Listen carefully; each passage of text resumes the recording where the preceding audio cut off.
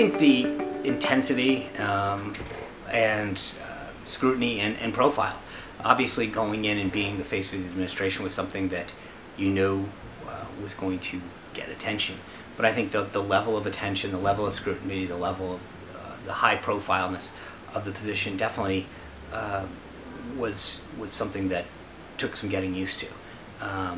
And so that's still something that I think, I don't know if that was unique just during my tenure, whether that will continue for press secretaries going forward.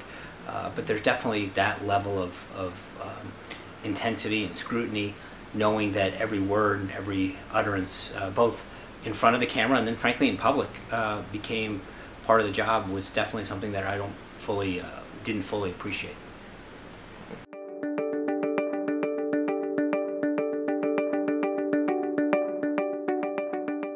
If you're interested in doing it, I think you've got to be willing to go out there and look for opportunities, to put seek out ways to get involved and persist. I went to Washington D.C. with a car and a couple bags of clothes, and did everything I could to find opportunities to get involved in campaigns and public service, and it's that sort of persistence that pays off. We often see people come down and just send out a bunch of resumes and think that's going to get them somewhere. And sometimes it'll work, but I think oftentimes if you can afford to do an internship, to get involved and volunteer and show that you're capable of it, be willing to take on those tasks that no one else wants, be the first one in, the last one out, is that kind of work ethic and the ability to solve problems and be part of a team that makes you hireable, if you will. And I think if you're willing to go in and do that kind of stuff, you have a much greater chance of success. I mean, one of the things that I think is important is if you're a student that's interested in public policy, if you're interested in campaigns or a cause for that matter, take advantage of the opportunities that come to campus. Talk to those speakers. Figure out how they got where they are, what opportunities they see, where you could go be helpful. And get involved. And at the end of the day, the people who are getting involved in these things, who are volunteering, have a higher degree of certainty that they're going to be able to be successful and find opportunities in those fields.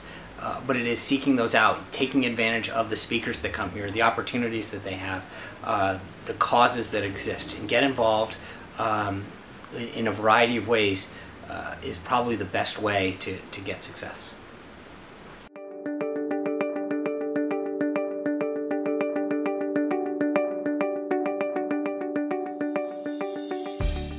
I think people have to understand that we've got a lot of big issues going on in this country, from actual public policy to race to gender equality, that people on both sides have opinions on, and we've got to start listening to each other more.